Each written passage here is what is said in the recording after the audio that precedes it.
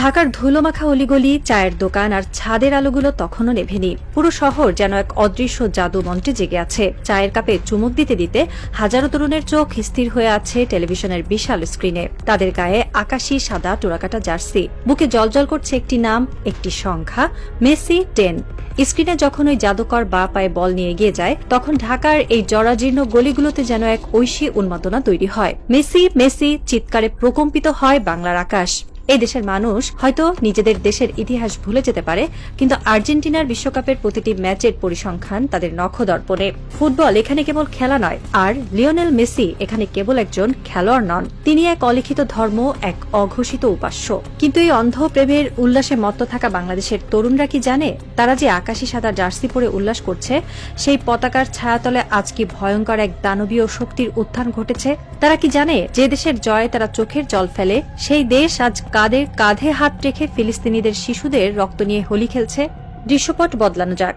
ঢাকার এই চায়ের দোকান থেকে হাজার হাজার মাইল দূরে আটলান্টিকের ওপারে যুক্তরাষ্ট্রের নিউ ইয়র্ক শহরে এক অভিজাত মিলনায়তন। সেখানে কোনো ফুটবলের বাঁশি বাজছে না, সেখানে চলছে বিশ্ব রাজনীতির এক ভয়ঙ্কর দাবার চাল। আর সেই মঞ্চে দাঁড়িয়ে আর্জেন্টিনার প্রেসিডেন্ট অর্থাৎ লিওনেল মেসির দেশের রাষ্ট্রপ্রধান এমন এক ঘোষণা দিচ্ছেন, যা শুনলে যে কোনো বিবেকবান মানুষের শির দ্বারা বেয়ে শীতল স্রোত নেমে যাবে। শুরু হতে যাচ্ছে এক চরম মনস্তাত্ত্বিক কষাঘাতের গল্প, যা প্রতিটি আকাশী সাদা সমর্থকের আত্মসম্মানকে মাটিতে মিশিয়ে দেবে। নিউ ইয়র্কের ইয়েশিভা ইউনিভার্সিটি ইহুদিবাদী দর্শন এবং পশ্চিমা রক্ষণশীলতার এক অন্যতম প্রধান স্নায়ুকেন্দ্র। এই বিশ্ববিদ্যালয়ের আলো ঝলমলে মঞ্চে আজ যিনি দাঁড়িয়ে আছেন, তার উস্কো খুস্কো চুল আর বন্য চোখের দৃষ্টি তাকে আর 10 জন রাষ্ট্রনেতা থেকে আলাদা করে রেখেছে। তিনি হাবিয়ে মিলেই, নিজেকে অ্যানার্কো ক্যাপিটালিস্ট বা কট্টর নৈরাজ্যবাদী পুঁজিবাদী হিসেবে পরিচয় দেওয়া আর্জেন্টিনার বর্তমান প্রেসিডেন্ট। তার সামনে বসে আছেন বিশ্বের শীর্ষস্থানীয় ইহুদি নেতা, রাব্বি এবং ধনকুবেররা। হাবিয়ে মিলেই যখন মাইক্রোফোনের সামনে দাঁড়ালেন, তখন পুরো হলরুমে পিনপতন নীরবতা। তিনি গলা খাকারি দিয়ে যা বললেন, তা আন্তর্জাতিক রাজনৈতিক অঙ্গনে এক বিশাল বোমার মতো ফাটল। আমি গর্ববোধ করি, মিলেইয়ের কণ্ঠস্বর ছিল তীক্ষ্ণ এবং দাম্ভিক। ইসরায়েল ও ইহুদি জনগণের প্রতি আমার সমর্থন আগের মতোই অটুট রয়েছে। এই অবস্থান থেকে আমি কোনোভাবেই সরে আসব না। আর আজ আমি নিজেকে বিশ্বের সবচেয়ে বড় জায়নবাদী রাষ্ট্রপ্রধান হিসেবে ঘোষণা করছি। দর্শকদের গগনবিদারী করতালিতে ফেটে পড়ল পুরো মিলনায়তন। আর্জেন্টিনার রাষ্ট্রপ্রধান, যে দেশটিকে বাংলাদেশের কোটি কোটি মানুষ অন্ধের মতো ভালোবাসে, সেই দেশের সর্বোচ্চ নেতা আজ নিজেকে সবচেয়ে বড় ইহুদিবাদী হিসেবে গর্ব ভরে ঘোষণা করছেন। যে মুহূর্তে ফিলিস্তিনের হাজার হাজার ফিলিস্তিনি শিশু, নারী ও বৃদ্ধকে ইসরায়েলি বাহিনী নির্মমভাবে হত্যা করছে, যে মুহূর্তে পুরো বিশ্ব ইসরায়েলের এই বর্বরতার বিরুদ্ধে রাস্তায় নেমেছে, ঠিক সেই মুহূর্তে আর্জেন্টিনার প্রেসিডেন্ট তেল আবিবের পাশে দাঁড়িয়ে তাদের পিঠ চাপড়ে দিচ্ছেন। তিনি শুধু সমর্থন দিয়েই থামেননি, তিনি এই সমর্থনকে এক ধর্মীয় উন্মাদনার পর্যায়ে নিয়ে গেছেন। হাবিয়ে মিলেই শুধু নিজেকে জায়ানবাদী বলেই থামেননি, তিনি এর পেছনে এক গভীর ধর্মীয় ও দার্শনিক ব্যাখ্যাও দাঁড় করিয়েছেন, যা শুনলে তার অন্ধ আনুগত্যের মাত্রা পরিষ্কার বোঝা যায়। তিনি দাবি করেন, পশ্চিমা সভ্যতার পুরো ভিত্তিটাই গড়ে উঠেছে ইহুদিদের ধর্মগ্রন্থ তাওরাত এবং বাইবেলের 10টি আদেশের ওপর। তার মতে, জীবন, স্বাধীনতা এবং ব্যক্তিগত সম্পত্তির মতো আধুনিক বিশ্বের যত মৌলিক অধিকার রয়েছে, তার সবই এসেছে ওই ইহুদিবাদী দর্শন থেকে। তার কথায় এক ধরনের হিপনোটিক বা সম্মোহনী সুর ছিল। তিনি বাইবেলের এক্সোডাস বা মিশর থেকে ইসরায়েলিদের বেরিয়ে আসার ঘটনার কথা উল্লেখ করেন। তিনি বলেন, ইসরায়েলিদের ওই যাত্রাতেই স্বাধীনতার মূল ধারণা লুকিয়ে আছে। এই ধর্মীয় মূল্যবোধগুলোই পশ্চিমা সভ্যতার বিকাশের ভিত্তি তৈরি করেছে। তাই ইসরায়েলের সাথে কোনো ধরনের আপোষ করার প্রশ্নই ওঠে না। মিলিয়ে এর কথার অর্থ কি? এর কথার অর্থ হল, ফিলিস্তিনের মাটিতে যা কিছুই ঘটুক না কেন, যত রক্তই ঝরুক না কেন, আর্জেন্টিনা সবসময় ইসরায়েলের পক্ষে থাকবে। কারণ তারা এটিকে নিছক কোনো রাজনৈতিক বিষয় হিসেবে দেখছে না, তারা এটিকে একটি পবিত্র যুদ্ধ বা হোলি ওয়ার হিসেবে নিয়েছে।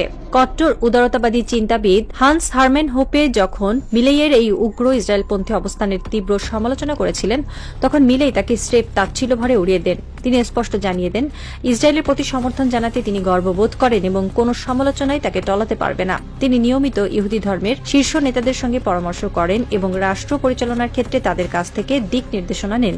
এক কথায়, আর্জেন্টিনা আজ পরিণত হয়েছে ইসরায়েলের এক বিশ্বস্ত দাসে। এখন প্রশ্ন হলো, এই ভূ রাজনৈতিক নোংরা খেলার সাথে লিওনেল মেসির কি সম্পর্ক? কেন বাংলাদেশের আকাশী সাদা ফ্যানদের এই গল্প পড়ে লজ্জিত হওয়া উচিত? সম্পর্কটা এখানেই যে মেসি কেবল একজন খেলোয়াড় নন, তিনি হলেন আর্জেন্টিনার অফিসিয়াল কালচারাল অ্যাম্বাসেডর বা সাংস্কৃতিক দূত। যখন হাবিয়ে মিলেই নিজেকে বিশ্বের সবচেয়ে বড় জায়ানবাদী হিসেবে ঘোষণা করছেন, তখন লিওনেল মেসি এই রাষ্ট্রেরই প্রতিনিধিত্ব করছেন। বাংলাদেশের যে তরুণেরা শুক্রবার জুম্মার নামাজের পর গাজার মজলুম মুসলমানদের জন্য চোখের জল ফেলে ফিলিস্তিনের পতাকা হাতে নিয়ে ইসরায়েলের বিরুদ্ধে স্লোগান দেয়, তারাই আবার শুক্রবার রাতে মেসির জয়ে আনন্দে মিষ্টি বিলায়। এর চেয়ে বড় হিপোক্রিসি বা ভণ্ডামি আর কি হতে পারে? একটু ইতিহাসের পাতা উল্টানো যাক। লিওনেল মেসির সাথে ইসরায়েলের সম্পর্ক আজকের নয়। 2018 সালে জেরুজালেমে আর্জেন্টিনা এবং ইসরায়েলের মধ্যে একটি প্রীতি ম্যাচ হওয়ার কথা ছিল। সে সময় ফিলিস্তিনিদের তীব্র প্রতিবাদে ম্যাচটি বাতিল হয়, কিন্তু মেসি বা আর্জেন্টিনা ফুটবল অ্যাসোসিয়েশনের ইসরায়েল প্রীতি তাতে একটুও কমেনি। মেসি যখন ইসরায়েলে যান, তখন তিনি হাসি মুখে ইহুদিদের পবিত্র দেয়াল ওয়েলিং ওয়ালে গিয়ে মাথায় কিপ্পা, ইহুদিদের ঐতিহ্যবাহী টুপি পরে প্রার্থনা করেন। তার সেই ছবি সারা বিশ্বের ইসরায়েলি মিডিয়া গর্বভরে প্রচার করে। ইসরায়েলের ধনকুবের এবং স্পন্সরদের সাথে মেসির বিলিয়ন ডলারের ব্যবসায়িক সম্পর্ক। যে ইসরায়েলি স্টার্টআপগুলো ফিলিস্তিনিদের ওপর নজরদারি করার প্রযুক্তি বানায়, তাদের অনেকের সাথেই পরোক্ষভাবে জড়িয়ে আছে পশ্চিমা কর্পোরেট বিশ্ব, যাদের ব্র্যান্ড অ্যাম্বাসেডর স্বয়ং লিওনেল মেসি। আর গাজার শিশুরা যখন বোমার আঘাতে ছিন্ন ভিন্ন হয়ে যাচ্ছে, তখন এই ফুটবল দেবতার মুখ থেকে কি একটি শব্দ বের হয়েছে? ফিলিস্তিনের পক্ষে কি একটি সহানুভূতিমূলক পোস্ট তিনি দিয়েছেন? না, তিনি চুপ। কারণ তিনি জানেন তার দেশের প্রেসিডেন্ট হাবিয়ে মিলেই ইসরায়েলের সবচেয়ে বড় বন্ধু। তিনি জানেন তিনি নীরব থেকে মূলত ইসরায়েলের এই বর্বরতাকেই সমর্থন দিয়ে যাচ্ছেন। আর আমরা বাংলাদেশের বোকা ফ্যানরা সেই নীরব বিশ্বাসঘাতকের ছবি বুকে ধারণ করে রাস্তায় ঘুরে বেড়াচ্ছি। বাংলাদেশের প্রতিটি আর্জেন্টিনা সমর্থকের আয়নার সামনে দাঁড়িয়ে নিজেদের প্রশ্ন করা উচিত, আমরা আসলে কাদের সমর্থন করছি? আপনি যখন বাজার থেকে 1000 টাকা দিয়ে একটি আর্জেন্টিনার অফিসিয়াল জার্সি কিনেন, আপনি যখন তাদের স্পন্সর করা পণ্যগুলো কেনেন, তখন সেই অর্থের একটি অংশ আর্জেন্টিনার অর্থনীতিতে যুক্ত হয়। আর সেই অর্থনীতি আজ পরিচালিত হচ্ছে এমন এক প্রেসিডেন্টের দ্বারা, যিনি নিজেকে গর্ব ভরে সবচেয়ে বড় ইহুদিবাদী বলে দাবি করেন। ভাবতে পারেন, আপনি এমন একটি দেশের পতাকা আপনার বাড়ির ছাদে উড়াচ্ছেন, যে দেশ প্রকাশ্যে ঘোষণা দিয়ে ইসরায়েলের পক্ষে দাঁড়িয়েছে, যে ইসরায়েল প্রতিদিন আপনার ফিলিস্তিনি ভাই বোনদের রক্ত পান করছে। আপনি সেই ইসরায়েলের সবচেয়ে ঘনিষ্ঠ মিত্র দেশের জাতীয় দলের জয়ে উল্লাস করছেন। আমাদের আবেগ কতটা অন্ধ হলে আমরা এই সহজ সমীকরণটা বুঝতে পারি না। আমরা বলি খেলাকে রাজনীতির সাথে মেশাবেন না, কিন্তু মিলেই কি খেলাকে রাজনীতির বাইরে রেখেছেন? তিনি তো আর্জেন্টিনার রাষ্ট্রপ্রধান হিসেবেই এই ঘোষণা দিয়েছেন। যখন পুরো আর্জেন্টিনা ইসরায়েলের পাশে দাঁড়িয়েছে, তখন আপনি কিভাবে আকাশী সাদা জার্সিকে শুধু খেলা বলে চালিয়ে দেবেন? এই দ্বিচারিতা, এই মেরুদণ্ডহীনতা আমাদের পুরো জাতিকে বিশ্বের সামনে এক হাস্যকর বস্তুতে পরিণত করেছে। ফিলিস্তিনিরা যখন দেখে যে বাংলাদেশের মানুষ তাদের জন্য কাঁদছে, আবার পরক্ষণে ইসরায়েলের সবচেয়ে বড় মিত্র দেশ আর্জেন্টিনার জয়ে রাস্তায় নেমে নাচানাচি করছে, তখন তারা আমাদের এই সস্তা আবেগ নিয়ে কি ভাবে? মেসি হয়তো অনেক বড় ফুটবলার, তার বা পায়ের জাদু হয়তো মোহনীয়, কিন্তু একজন মানুষের একটি দেশের নীতি ও মানবতার বিরুদ্ধে যখন দাঁড়ায়, তখন সেই জাদুকে বর্জন করার মতো সাহস কি আমাদের নেই? নাকি আমাদের বিবেক ওই ফুটবলার জার্সির কাছে চিরকালের জন্য বন্ধক রাখা হয়ে গেছে? আজ যদি আপনি একজন সত্যনিষ্ঠ মানুষ হন, তবে আপনার বুকে ওই আকাশী সাদা জার্সিটা একটা জ্বলন্ত কয়লার মতো বিঁধতে বাধ্য।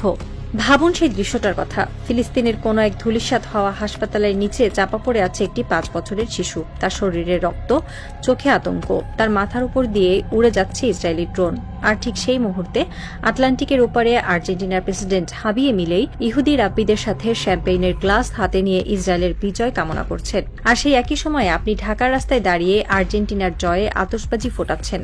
এই দৃশ্যপট কি আপনার বিবেককে একটু দংশন করে না? আপনার কি একবারও মনে হয় না যে আপনি আসলে ওই ফিলিস্তিনি শিশুটির হত্যাকারীদেরই পরোক্ষভাবে উদযাপন করছেন? আর্জেন্টিনার প্রেসিডেন্ট যখন বলছেন পাশ্চাত্য সভ্যতার ভিত্তি হল ইহুদি আদেশ, তখন তিনি মূলত ফিলিস্তিনিদের অস্তিত্বকেই অস্বীকার করছেন। তিনি স্বীকার করে নিচ্ছেন যে ইসরায়েলের যে কোনো কর্মকাণ্ড, তা যত বর্বরই হোক না কেন, তা বৈধ। আর লিওনেল মেসি সেই দেশের জাতীয় দলের অধিনায়ক হিসেবে এই নগ্ন রাজনীতির এক অবিচ্ছেদ্য অংশে পরিণত হয়েছেন। বাংলাদেশের ফ্যানরা মেসিকে ঈশ্বর বানিয়েছে, আর সেই ঈশ্বর আজ এমন এক বেদিতে দাঁড়িয়ে আছেন যার প্রতিটি ইটে লেগে আছে ফিলিস্তিনিদের রক্ত। এই সত্যটা হজম করা হয়তো কঠিন, কিন্তু এটাই চরম বাস্তবতা।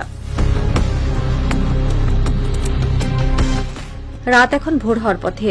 ঢাকার সেই চায়ের দোকানের টিভিটা এখনো চলছে, কিন্তু এবার আর সেখানে ফুটবলের কোনো ম্যাচ দেখানো হচ্ছে না। আন্তর্জাতিক সংবাদের চ্যানেলে দেখাচ্ছে নিউ ইয়র্কের সেই ইয়েশিভা ইউনিভার্সিটির দৃশ্য। হাবিয়ে মিলেই হাসি মুখে নেতানিয়াহুর এক ঘনিষ্ঠ দূতের সাথে করমর্দন করছেন। নিচে ব্রেকিং নিউজের স্ক্রলে লেখা, নিজেকে সবচেয়ে বড় জায়ানবাদী হিসেবে ঘোষণা করলেন আর্জেন্টিনার প্রেসিডেন্ট। চায়ের দোকানে বসে থাকা এক তরুণ, যার গায়ে 10 নম্বর জার্সি, সে হঠাৎ করেই যেন জমে গেল। তার হাতের চায়ের কাপটা কাঁপছে। টিভিতে দৃশ্যপট বদলে গেল। এবার দেখানো হচ্ছে গাজার একটি বিধ্বস্ত স্কুল, লাশের শাড়ি, রক্ত। তরুণটি তার নিজের বুকের দিকে তাকালো। আকাশি সাদা জার্সির উপর লেখা মেসি। তারপর হঠাৎ মনে হলো এই জার্সিটার রং আর আকাশি সাদা নেই, এটা যেন লাল হয়ে গেছে। ফিলিস্তিনের শিশুদের রক্তে ভিজে জবজবে হয়ে গেছে তার এই প্রিয় জার্সিটি। সে বুঝতে পারলো সে এতকাল যাকে ভালোবেসেছে সে আসলে এমন এক রাষ্ট্রের প্রতিনিধি যারা এই গণহত্যার সবচেয়ে বড় সমর্থক। সে ধীরে ধীরে উঠে দাঁড়ালো। তার গায়ে যেন কেউ গরম সীসা ঢেলে দিয়েছে। সে তার গায়ের জার্সিটা খুলল, ধুলামাখা রাস্তায় ছুঁড়ে ফেলল সেই পরম আরাধ্য বস্তুটিকে। বিশ্ব রাজনীতির দাবার বোর্ডে আজ আর কোনো কিছুই আলাদা নয়। খেলা, রাজনীতি, ধর্ম, রক্ত সবকিছু আজ মিলেমিশে একাকার হয়ে গেছে। পরাশক্তিগুলো যখন তাদের নগ্ন রূপ নিয়ে বেরিয়ে আসে তখন এই সস্তা আবেগগুলোর কোনো মূল্য থাকে না। আর্জেন্টিনার প্রেসিডেন্ট তার চাল দিয়ে দিয়েছেন। তিনি ইসরায়েলের পাশে দাঁড়িয়ে এক নতুন ভূ রাজনৈতিক স্নায়ুযুদ্ধের ডাক দিয়েছেন। আর লিওনেল মেসি তার নীরবতার মাধ্যমে সেই ডাকে সায় দিয়েছেন। এখন বাংলাদেশের ফ্যানদের সিদ্ধান্ত নেওয়ার পালা। তারা কি নিজেদের আত্মসম্মান, বিবেক এবং ফিলিস্তিনি ভাইদের রক্তের সাথে বেইমানি করে এই আকাশী সাদা পতাকাকেই আঁকড়ে ধরে থাকবে, নাকি এই লজ্জার চাদর ছুঁড়ে ফেলে দিয়ে মানবতার পক্ষে দাঁড়াবে?